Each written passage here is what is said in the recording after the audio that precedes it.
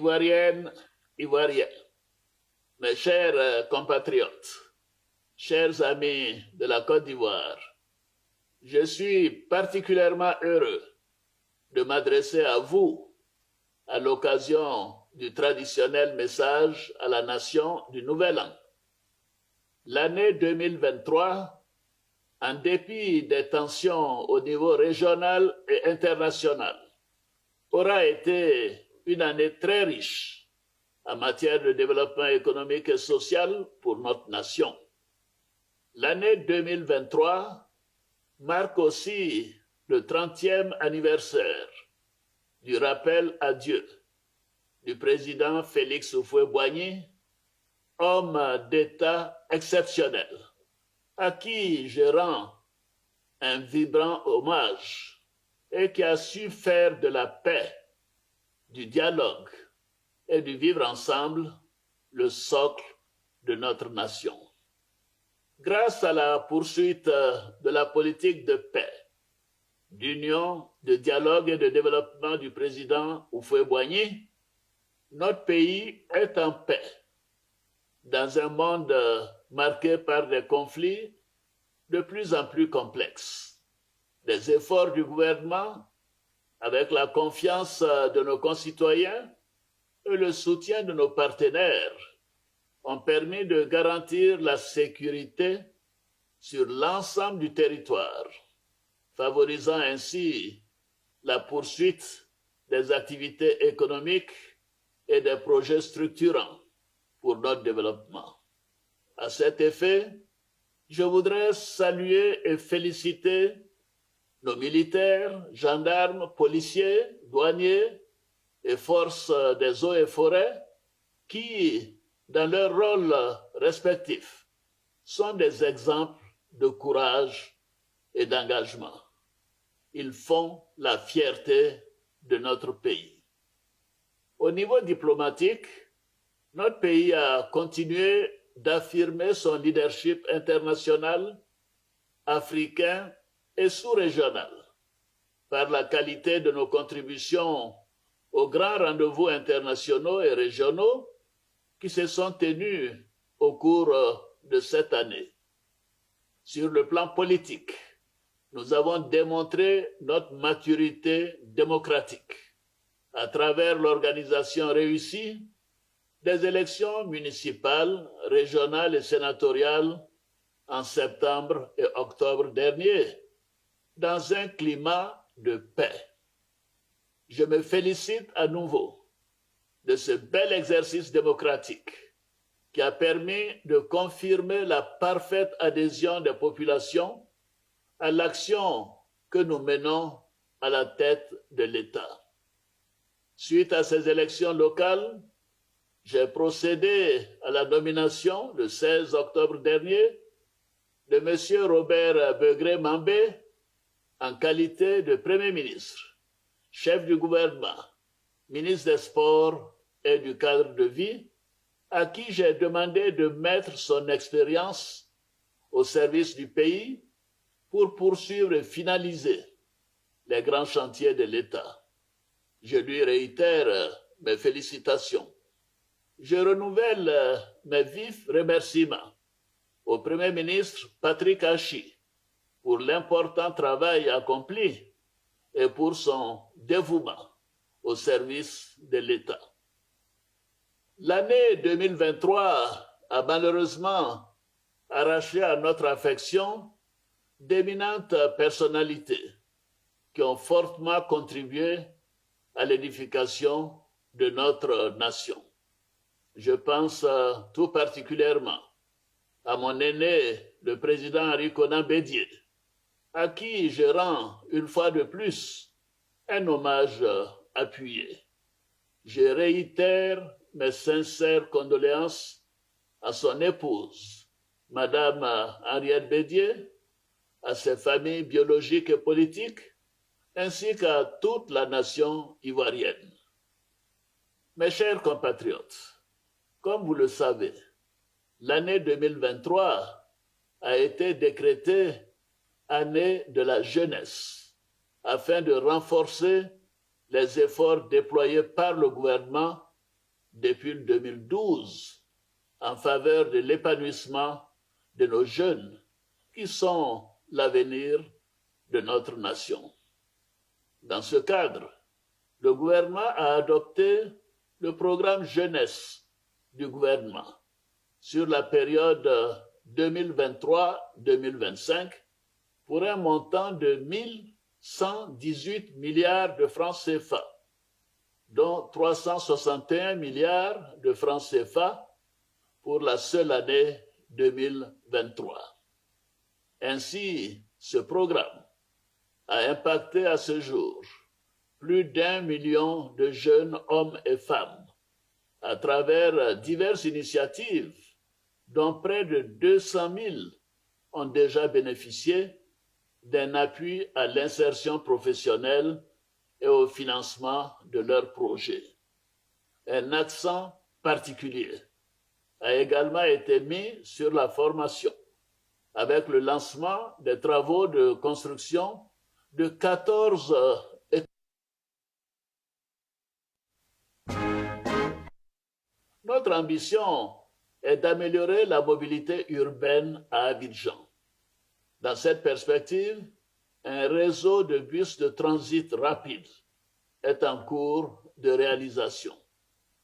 Dans le Grand Ouest du pays, les travaux de bitumage des axes routiers Mans-Quibli, Guiglo-Taï seront lancés en 2024. Cette dynamique de renforcement des infrastructures socio-économiques se poursuivra en direction des zones rurales pour soutenir le développement des grands projets agricoles et agro-pastoraux afin d'accroître l'offre de produits alimentaires à des prix abordables. Le gouvernement renforcera également l'appui et l'encadrement des producteurs dans les zones de grande production à travers la mise à disposition d'intrants, d'équipements et de la logistique permettant d'améliorer de façon significative la productivité et l'approvisionnement efficace des marchés locaux en produits vivriers. Pour garantir l'impact attendu de ces programmes agricoles et agro-pastoraux dans nos régions, j'ai demandé au Premier ministre d'impliquer les ministres gouverneurs des districts autonomes et les élus locaux dans le suivi des projets exécutés dans leurs régions et localités en vue de parvenir à l'autosuffisance pour les principales denrées alimentaires que nous consommons.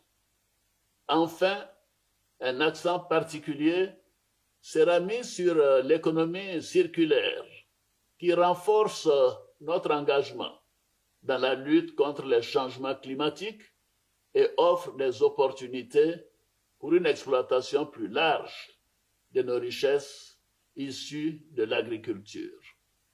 Mes chers compatriotes, l'année 2023 a vu l'augmentation du salaire minimum interprofessionnel garanti, le SMIG, qui est passé de 60 000 francs CFA à 75 000 francs CFA par mois à compter du 1er janvier 2023. Cette importante mesure, complétée par la révision des minima catégoriels, a permis d'améliorer le pouvoir d'achat des travailleurs du secteur privé après les fonctionnaires et agents de l'État. Je me félicite à nouveau de la conclusion de la deuxième phase de la trêve sociale, dont la mise en œuvre contribue à la consolidation de la stabilité et de la cohésion sociale. Cet environnement apaisé nous permet de poursuivre nos efforts de réforme pour améliorer davantage les conditions de travail dans les secteurs publics et privés. Ainsi, un nouveau statut de la fonction publique a été adopté pour parvenir à une administration publique moderne, performante et plus professionnelle. Ce nouveau statut confère également des droits nouveaux pour nos fonctionnaires, avec notamment l'affirmation du principe de la formation professionnelle continue, l'instauration du congé de paternité et de la visite médicale annuelle des fonctionnaires aux frais de l'État. L'adoption du nouveau statut du corps diplomatique permettra de renforcer nos acquis en termes de modernisation de l'outil diplomatique et de motivation des membres du corps diplomatique dans l'accomplissement de leur mission. Mes chers compatriotes, au niveau de la justice, conformément à l'article 66 de la Constitution, et comme il est de tradition en fin d'année, j'ai signé un décret accordant la grâce présidentielle à environ 2000 détenus de droit commun, condamnés pour des infractions mineures.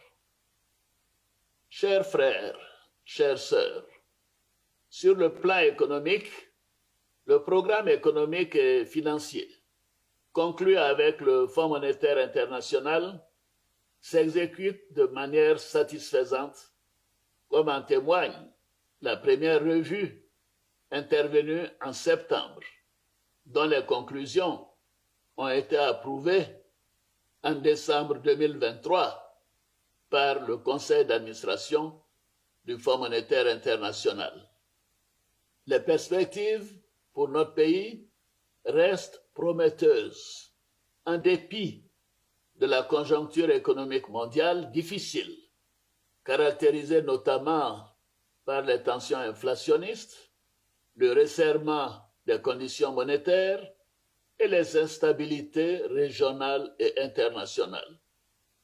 La croissance économique projetée à 7% en 2024 reste soutenue.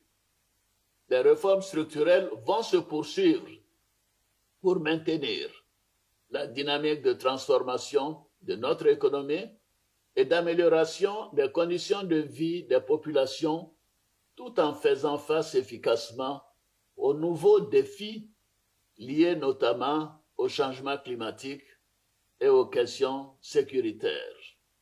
La Côte d'Ivoire continue de bénéficier de la confiance des partenaires au développement, bilatéraux comme multilatéraux, et surtout du secteur privé qui poursuit ses investissements dans l'économie nationale.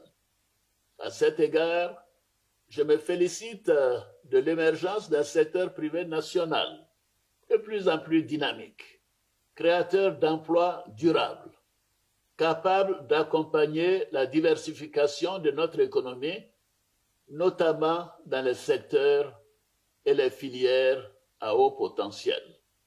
J'encourage nos entrepreneurs nationaux, des futures grandes entreprises, comme des petites et moyennes entreprises, à investir dans le domaine de la production vivrière pour rendre effectives nos politiques de souveraineté alimentaire.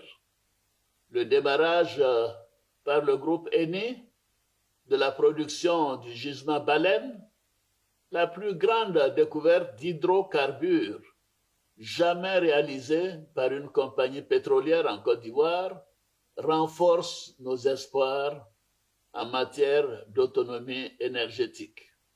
Avec une capacité de production estimée en 2027 à 150 000 barils par jour, l'exploitation du gisement Baleine permettra de porter la production nationale de pétrole à environ 200 000 barils par jour contre seulement 30 000 barils par jour aujourd'hui. Ce gisement fournira, à partir de 2026, près de 200 millions de pieds cubes de gaz pour porter la capacité nationale de production de gaz naturel à près de 430 millions de pieds cubes, contribuant ainsi à une meilleure maîtrise des intrants nécessaires à notre production d'électricité. Ainsi, notre ambition de faire de la Côte d'Ivoire un hub énergétique dans la sous-région se concrétise chaque jour. Dans ce cadre, et tenant compte des défis posés par le changement climatique, nous réaffirmons notre engagement à exploiter de manière responsable nos ressources naturelles. C'est pourquoi le gisement baleine fait d'ailleurs l'objet d'une production nette zéro en carbone. La participation remarquable de notre pays à la COP 28 à Dubaï, avec le vice-président de la République, a également donné l'occasion de montrer nos avancées concernant l'action climatique, à travers notamment le lancement du rapport climat et développement de la Côte d'Ivoire par la Banque mondiale, ainsi que les progrès réalisés en matière de crédit carbone à partir de la conservation de la forêt classée de taille inscrite au patrimoine mondial de l'UNESCO. Mes chers compatriotes, notre pays accueillera du 13 janvier au 11 février 2024, soit dans seulement 13 jours, la 34e édition de la Coupe d'Afrique des Nations, la CAN, 40 ans après celle de 1984. Cet événement, qui fait partie des plus médiatisés au monde, amplifiera le rayonnement de notre pays. La CAN représente, au-delà de l'enjeu sportif, une opportunité pour donner une nouvelle impulsion au développement de l'industrie touristique et culturelle et de plusieurs secteurs de notre économie.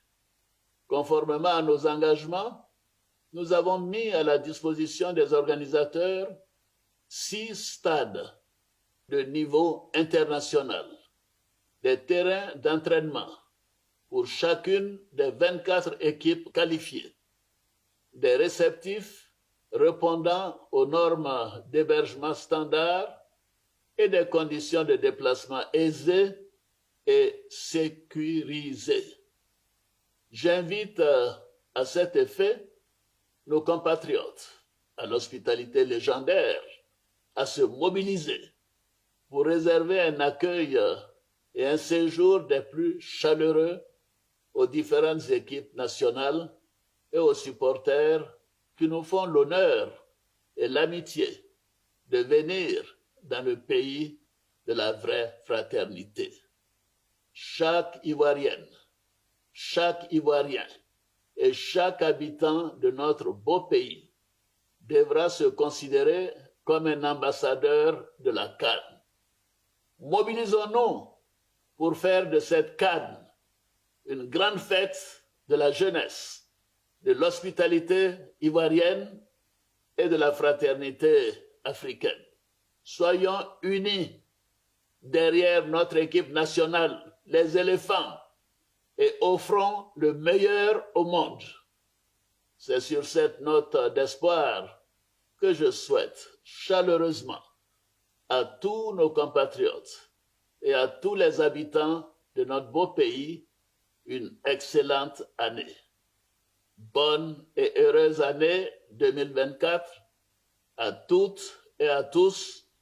Vive la République, vive la Côte d'Ivoire, que Dieu bénisse notre beau pays.